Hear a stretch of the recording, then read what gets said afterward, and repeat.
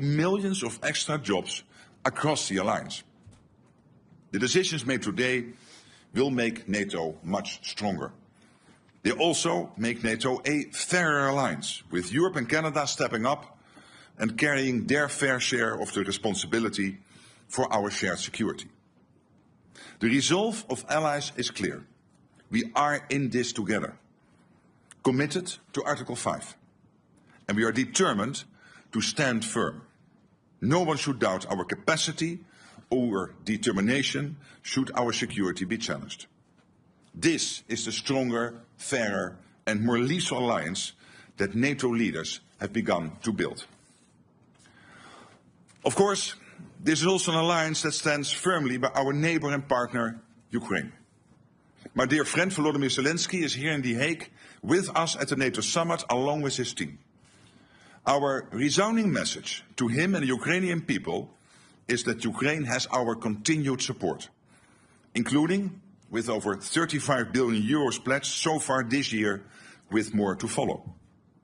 All of this, our aim is to keep Ukraine in the fight today so that it can enjoy a lasting peace in the future.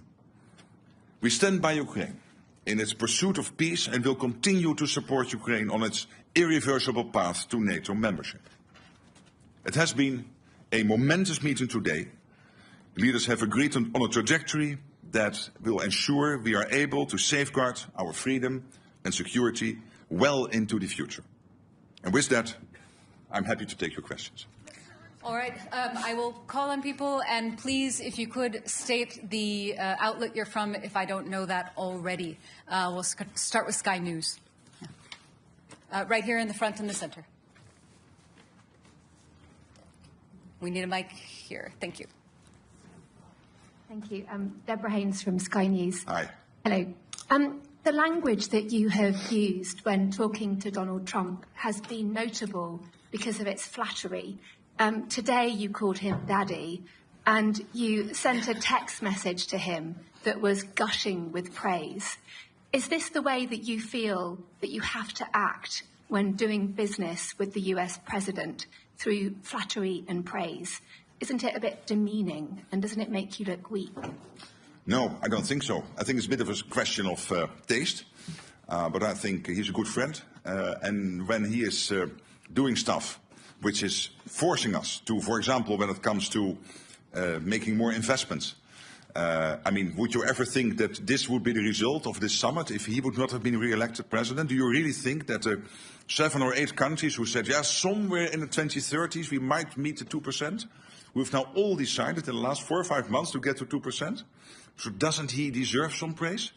And when it comes to Iran, the fact that he took this decisive action, very targeted, to make sure that Iran would not be able to get its hands on a nuclear capability, I think he deserves all the praise. All right. Next question. Let's come to the front here. I think it's BBC. Yes. Yes. Well, wait for the mic, please. Jamal Musawi from Hi. BBC Persian TV. You said that attack against Iran was illegal and in accordance with the international law. But today, Kaja Kallas said she is not sure that it was legal and in accordance with international law. Is there any kind of disagreement between you in NATO? No, there's not, but there will be many views always about international law. I think what the US did last weekend is justified. This is preventing Iran, and this is a request NATO has had for a long time, a position NATO has taken for a long time, that Iran should not get its hand on a nuclear deterrence. So I think it was totally justified what the US did. And I think it's also important that the American president is very much now working to get the ceasefire not only today and yesterday, but to have that ongoing over the coming weeks. All right. I see FT in the halfway back.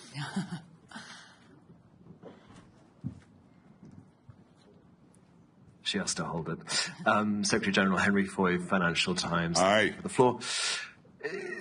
Donald Trump has said the US won't agree with the 5%. That's for all of us to do, but not him. Is that fair in an alliance that's built on sharing and unity? And secondly, what will you do if he comes back next year and asks for more than 5?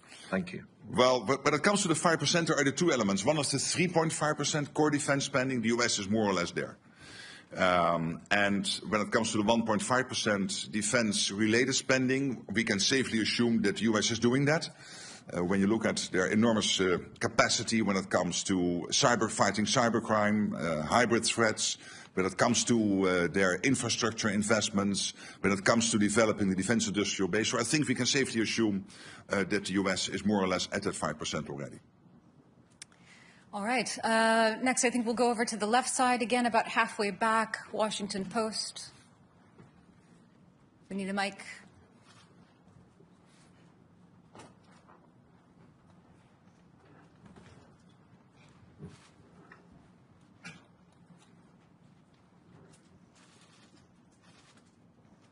Thank you, Secretary General Ellen Francis, Washington Post. NATO allies will have to go to great pains to convince people that this money should be spent because of a Russian threat. But some of the comments at this summit suggest that it's all about pleasing President Trump. I think Secretary Rubio called it the Trump summit. Do you agree that it's the Trump summit, and how much of this pledge is about keeping the US president happy? Thank you. Well, there are two issues to this and to the 5%. One is that there is this consistent ask from the US. This started already with Eisenhower in the 1950s. For the Europeans and the Canadians to equalize with what the US is spending. And now, finally, we're going to do that. But obviously, the 3.5 core spending and the total 5% is deeply rooted in the outcome of a process in NATO, the NATO defense planning process, which has led to agreeing by the defense ministers 2 weeks ago on our targets. So what each country needs to do when the call would come. If the call would come, we need you to help because there is an Article 5 situation. And we have calculated that to basically reach those targets, we need to spend 3.5% on core defense and, of course, the 1.5% on defense and security-related spending. So there is this US request, please equalize, because it's not fair that we shoulder much more than the others are doing and that we are carrying more weight than the others are doing. And there is the issue of that it is really necessary because of the long-term threat by the Russians to the whole of the Euro-Atlantic area and also the other upcoming adversaries, and of course the situation with China, where we see this impressive military build-up. So it is both true. The US has consistently had this request now for 60, 70 years, and finally we will do it. And I think that's important. It makes the whole of the alliance more stable and fairer. And there is the need because of Russia and others. All right. The woman in the third row over on the left side here. Natalia Robb, the New Voice of Ukraine. Secretary General, you have stated that this year Canadians and Europeans have pledged 35 billion into military support to Ukraine, and this is not even the half of the year. In your opinion, what should be expenditure for Ukraine at the end of the year? And what amount of military aid to Ukraine could help Ukraine to win the war, not just survive?